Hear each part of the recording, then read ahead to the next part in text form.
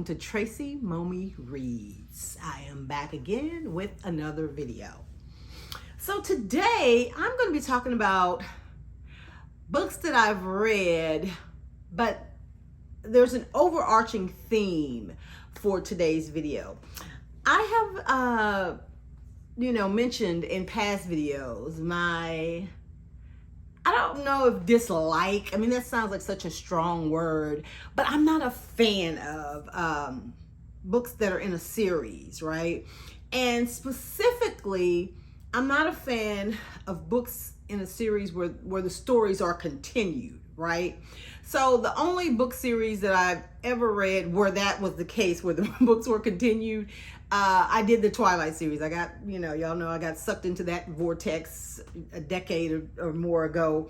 But typically that's not my thing because I have so many other books to read. Like that book needs to be over with. Those characters need to have all of their shit resolved so that I can comfortably move on, right? So books where there are cliffhangers or the characters' stories, or going into the next thing, I kind of stay away from those books. There have been some books that I have read not knowing they were part of a series, but I feel like I got enough closure in that particular book that I didn't go on to the next book. Now, however, there are other types of series books that I have over this summer been indulging in quite a bit. And those are series books where, okay, you have a book and let's say it's 3 friends in the book, right? And the book that you're reading is maybe primarily about one of the friends and their quest for love or their thing that they're doing. And the other, 2 friends, they're just kind of like supporting characters or background characters. And then that book ends, it's either happily ever after or everything's resolved. But then the next book in the series may be one of the other friends, their story. You know what I'm saying? So it's not necessarily a continuation of the main story, but now we're just getting a glimpse into this person's life, And I've read books like that too, where I'm not that invested that I wouldn't go and figure out what happened to the person's friends. But there are some books, like I said, over the summer that I have gotten through relatively quickly. Books that I've read on my Kindle and I just want to share some of those today. It's 3 authors mainly, but then I have a bonus one that I want to talk about. Okay, so the first author is Farah Roshan. And her book, The Hookup Plan, I read like at the beginning of summer, I believe. And it was about, it was a story about a character by the main female character, her name was London. And she had this, situationship, like friends with benefits, with a guy that she had gone to high school with, right? Because they reconnected at their high school reunion. Well, London has 2 best friends, Samaya and Taylor. And the way that the 3 of them met was crazy because this one guy was kind of like trying to date all 3 of them. And then they found out and then they became, really good friends. So each one of them, has a story. So London's story is the hookup plan. Then Taylor's story is the dating playbook. And then in the boyfriend project is Samaya's story. And the thing that I thought was pretty cool is that each one of the stories, they're all romance books, right? And they all have different tropes. So like in the hookup plan, it was kind of like an enemies to lovers. They were really frenemies, I think. But then like in the boyfriend project, it was like a meet cute type thing. And in the dating playbook, it was like a fake boyfriend type trope. So, and after reading London's story, initially I was like, I really don't, care about what happened to Taylor and Samaya. But I'm in the middle of reading one of the books now. And it is kind of cool to be able to, figure out what happened to those girls and their story, because they were comic relief and support in her story. And it's also a good way to kind of catch up with, what's going on now with London and the guy she, ended up being with from the Hookup Plan. So yeah, so the Farrah Rochon, those three books, the Hookup Plan, the Dating Playbook, and the Boyfriend Project. That's a series that I would recommend. And then the other one, it's by Christina C. Jones, and it is the Equilibrium series. And I read Love Notes, which I thoroughly enjoyed. And then I also read Bittersweet, and I'm in the process of side reading another one. There are like 7 books in that one, but the books are very, very short. Some of them are just short stories. Most of them are novellas, and they kind of follow this group of young Black, entrepreneurs in this kind of funky, eclectic, like city, where they are all thriving and just kind of going through the ups and downs of life and, overcoming generational trauma to just become the best versions of themselves. Mostly, I want to say millennials, perhaps, or the ages of these people in the stories. But they're all, very sweet stories, very cute. And you always got to have that initial friction where they're trying to resist what's happening because, they're like up and coming and trying to get their businesses off the ground. So they just really don't have time for love. But, love has a way of making you make time, especially when it's real or that you can't fight, the attraction to the person. But yeah, in her stories, you have Love Notes is the first one. And then In Tandem, Grow Something, Frosted, Whipped, and Buttered. That was a nod to a cupcake shop that was mentioned in Love Notes, right? So it's about the owner of that shop and, what she's going through to get her happily ever after. Bittersweet, which I read that one. That's like the best friend of the main character. No, it wasn't her best friend. It was her cousin, Anika. It's her story. And her cousin was the main character in Love Notes. And that's the thing that I like when I'm reading series like this, because there are these interconnections.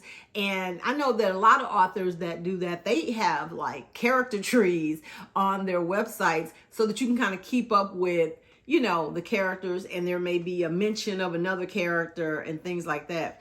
When I read 7 Days in June, I think I made this mention, there was a part like towards the end where the couple from The Perfect Find show up in that book. And it's always kind of like a sweet little Easter egg, if you read books, especially books maybe that you've enjoyed, and, you had a special, affinity, or the characters in that book had a special place in your heart. To be able to see them pop up somewhere again in somebody else's story is pretty cool. Even though, like, their story is finished, from the book that you read, it makes it almost kind of like real life or something, like, yeah, how are they doing? And then you find out, in the series further down the line when you're reading the books in the series.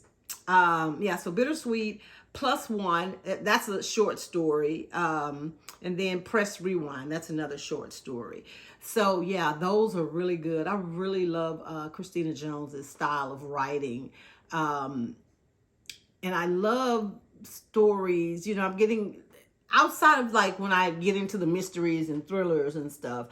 When I kind of come back to romance type books, I'm into the shorter books now. I like, dragging stuff out and all that angst. I can't do those books anymore. So I really appreciate how she gives us just enough to make us go, oh, what's going to happen? And then like a few pages later or a chapter or two later, it's happening. You know what I'm saying? Like, you don't have to wait too long and start flipping through the pages. So anyway, Christina C. Jones, the Equilibrium series.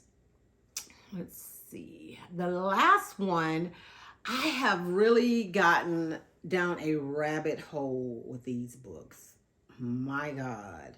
So I went to Google to try to pronounce her name correctly. And I'm sure I'm still not going to say it correctly, but I'm going to attempt. Anna Huang, Huang. And I'm putting the book covers, so you'll see how to spell her name. But oh my God. Okay, so she has this series called the Twisted series, right? And there are 4 books in that series. And like Twisted Love, Twisted Games, Twisted Hate, and Twisted Lies. So those are the books in that series. So I had originally read Twisted Love like a while ago, right? And, you know, it was kind of like one of those things, okay, you know, I knew that there were other books in the series, but I thought that they were a continuation of the story I'd read. And while I enjoyed the story, I was like, okay, I'm good with how their story ended. I don't need any more of them. But then I started to see more and more about that series. And when I, you know, actually clicked on one, I realized, oh, it's not even a continuation of that first story. It's the friend stories, right? And there are like these 4 girls. And at first I thought it was the guys, and I'll tell you why. But at the heart of it, I feel like the Twisted series, it's really about the 4 female characters. And because each one of them, they're the main female character in the books. The guys know each other, but it's the girls who are all like really best friends. The only one I haven't read in the series yet is Twisted Games, and that's Bridget and Reese's story. But I really love how, okay, she not only connects the dots with the characters from prior books. There's this thing running through the books, and it may be spoilerish, but there's this painting, right? This painting called Magda. And initially I didn't, you know, like you read it and it just seems like kind of filler. Like it's just this thing she randomly mentioned about a painting, and it's like, okay, that painting shows up multiple times, and then you find out in the last book like what the damn painting really represented and what it was for. But it's like almost like every book touches that painting and there's like a reason behind it. And I thought that was so cool, the way that she tied that together. But the other thing that I noticed, because I have started her she has another series like called the King series, like King of Pride, King of Wrath, and I think another one is coming out called King of Greed. And the books in the King series, I think it's actually King of Sins or something like that, they also, there are breadcrumbs from the Twisted series. So yeah, that I really found that to be interesting, because in the last of the Twisted series that I read was with Christian and Stella, right? Well, in the first book that I read in the King series, The King of Wrath, Christian is like this fixer and this security guy who is diabolical as hell, you know, that is a really good friend of the main character, you know, Dante in The King of Wrath. And then he has his own story in the Twisted series. So it's like, I mean, I feel like out of all 3 of these authors, the way that she intertwines her stories so far have been my favorite. Like I said, because it's not necessarily just the relationships that are tying these books together. There's like themes running through here where, you know, it's like the 6 degrees of separation type thing. You know what I mean? So I really think that that's really cool. And she has a new one coming out, I think in October, called King of Greed. And I'm really looking forward to reading that one. But yeah, that's whose books I've been reading mostly over the summer. It's become my guilty pleasure, although I don't feel guilty about reading them. I go back to touch on these, all 3 series. They're all romance, in the romance genre. Some of Anna Huang's stories they're much more grittier than the Christina C. Jones and Farrah Roshan stories, as they have, you know, crime and violence in them as well. But it's a lot of steaminess. throughout all three of these series. You know, it's a lot of steaminess. Again, I think Anna Huang's her books are the steamiest, and then Christina Jones is she's close behind. So yeah, I'm kind of going back on my word with the series thing, you know. But again, it has to be, the characters have to be interesting enough as side characters for me to really care about their main story. Okay, I have a bonus author that I want to mention, and her name is Michelle Hurd, and she has multiple series out there. I have not read them in any particular order. I've just been kind of cherry picking some of her books that I will actually talk about on the channel. I have one of the books that I really want to talk about, so I'll be doing a full review on that in a few weeks. But one thing that is a theme throughout her books, because most of her books, Michelle Hurd's books, are mafia romance books, and dealing with the Bratva, the mafia, and the Yasuki, I think. Jatsuki, the Japanese or Asian mafia. I don't know. I can't remember what it was called. But anyway, she has this school that she is in pretty much all of her books that she mentions, and it's called Saint Monarchs. And it is a school basically where these criminals go when they're young to hone their skills. So everybody pretty much in all of her books have gone through the halls of Saint Monarchs. So it's really cool, like the few stories that I've read, like when I see that reference being made or somebody saying that they knew somebody from that school, you kind of know, you know, what you're getting. So I thought that was really cool. I just wanted to mention her as a bonus because she has a lot of books out there. But yeah, so I'm enjoying kind of getting back into the romance genre, but you know, these series are kind of elevating it beyond you know, what I'd been used to, you know, because I'd gotten so far away from it with the mystery, thriller, suspense books, because, you know, I need what's going to happen, you know, that kind of thing, and who done it. But these books and these authors are proving that, you know, hey, the romance genre is still very much alive. It's still very much interesting and engaging. And yeah, so if you are a fan of romance books and you just want a kind of more elevated experience, and you're not looking for a lot of angst, you know, you're looking for quick stories, then all three of these authors I feel like would fit the bill.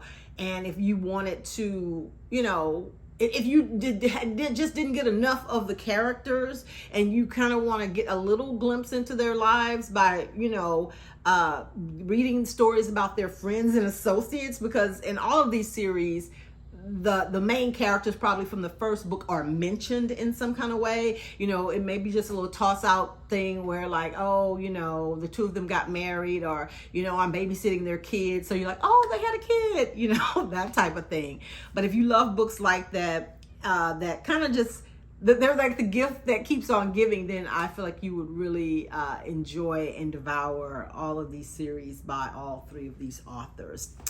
If there is a particular series that has been like, you know, keeping you awake at night, that's like in the romance genre, similar to what I mentioned, like I said, I don't want any books where, you know, it ends on a cliffhanger and like Tammy and Tom's story, you know, ends on a cliffhanger, and then you got to read book 2 to find out what happened to Tammy and Tom, and then potentially book 3. Not that. No, I want the books to be over and that they are all standalones, because that is an important thing to mention. All the books that I talked about, they are technically all standalone books. You don't have to have read like all of the books in the Twisted series. I mean, it makes the experience more enjoyable, and you know, it kind of, you know, gives you these, oh, you know, when you have these Easter eggs. I kind of liken it to, you know, if you are a fan of the Marvel movies, you know, you could just watch, you know, one of them or two of them,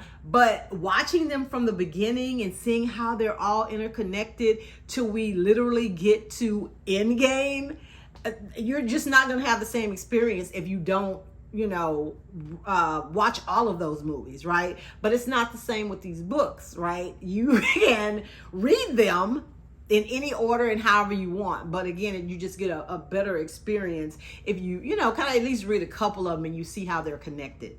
So that's all I have for you guys today. Again, drop those series in the comments if you think it's something that I should read or you think I would enjoy.